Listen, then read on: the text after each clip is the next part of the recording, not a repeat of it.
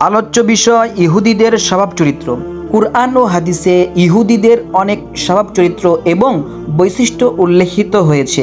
সেগুলো থেকে অতি সংক্ষেপে 20টি স্বভাব তুলে ধরা হলো। 1 নাম্বার, মুমিন মুসলিমদের প্রতি সবচেয়ে বেশি শত্রুতা ও বিদ্বেষ পোষণ করা, সূরাতুল মাইদা আয়াত নাম্বার 82। 2 নাম্বার, ধর্মীয় জ্ঞান থাকার পরেও আমল না করা।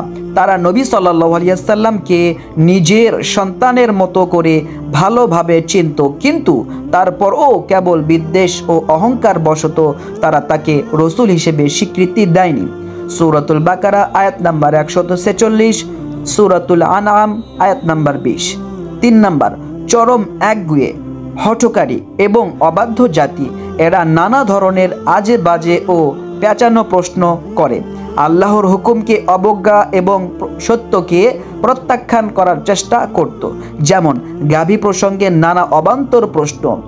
সূরাতুল বাকারা আয়াত নাম্বার 71 থেকে 76, মাটি থেকে ঝর্ণা বের করে দেখানোর দাবি। সূরাতুল ইসরা আয়াত নাম্বার 90, এবং আসমানি খাবার মান্না সালওয়া বাদ দিয়ে সবজি, ডাল, পেঁয়াজ, রসুন ইত্যাদি দাবি করা। সূরাতুল বাকারা আয়াত নাম্বার 61। 4 নাম্বার, তাদের কাছে অবতীর্ণ আসমানি কিতাব তাওরাতের বিকৃতি সাধন। সূরাতুল বাকারা আয়াত নাম্বার 76। 5 নাম্বার, দুনিয়ার জীবনকে চরমভাবে ভালোবাসা। সূরাতুল হাসর আয়াত নাম্বার 14, সূরাতুল বাকারা আয়াত নাম্বার 96 ও সূরাতুল মাইদা আয়াত নাম্বার 22 থেকে 24। 6 নাম্বার, সুদ, ঘুষ এবং নানা উপায়ে অন্যায়ভাবে মানুষের সম্পদ ভক্ষণ করা। সূরাতুল মাইদা আয়াত নাম্বার 42, সূরাতুল মাইদা আয়াত নাম্বার 62, 63, সূরাতুল নিসা আয়াত নাম্বার 161, সূরাতুত তাওবা আয়াত নাম্বার 34। 7 নাম্বার, বিশ্বাসঘাতকতা। সূরাতুল আনফাল আয়াত নাম্বার 71। 8 নাম্বার, পাথরের মতো বা পাথরের চেয়েও কঠিন অন্তর। সূরাতুল বাকারা আয়াত নাম্বার 76। 9 নাম্বার, প্রচণ্ড অহংকারী। সূরাতুল মাইদা আয়াত নাম্বার 18, সূরাতুল বাকারা আয়াত নাম্বার 111। 10 নাম্বার, আল্লাহর সম্মানিত রসুল ঈসা আলাইহিস সালাম এর মা মারিয়াম আলাইহিস সালাম এর প্রতি মিথ্যা অপবাদ।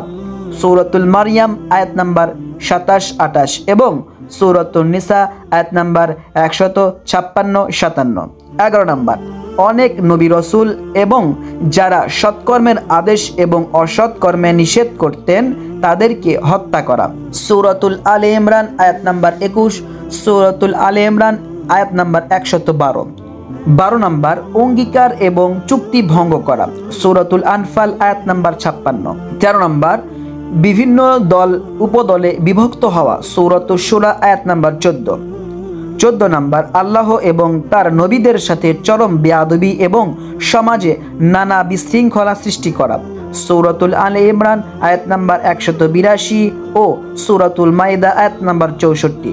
15 নাম্বার, সৎ কাজের আদেশ এবং অসৎ কাজের নিষেধ থেকে দূরে থাকা। সূরাতুশ শূরা আয়াত নাম্বার 14। 16 নাম্বার, লজ্জাহীনতা। তারা একসাথে উলঙ্গ হয়ে গোসল করত এবং একে অপরের লজ্জাস্থান দেখত। সহিহ বুখারী ও সহিহ মুসলিম। 17 নাম্বার, মুমিন মুসলিমদের প্রতি চরম হিংসা পরায়ণ জাতি। ইহুদিরা মুসলিমদের দুটি জিনিসের প্রতি সবচেয়ে বেশি হিংসা করে, যথা আমিন বলা ও সালাম দেওয়া।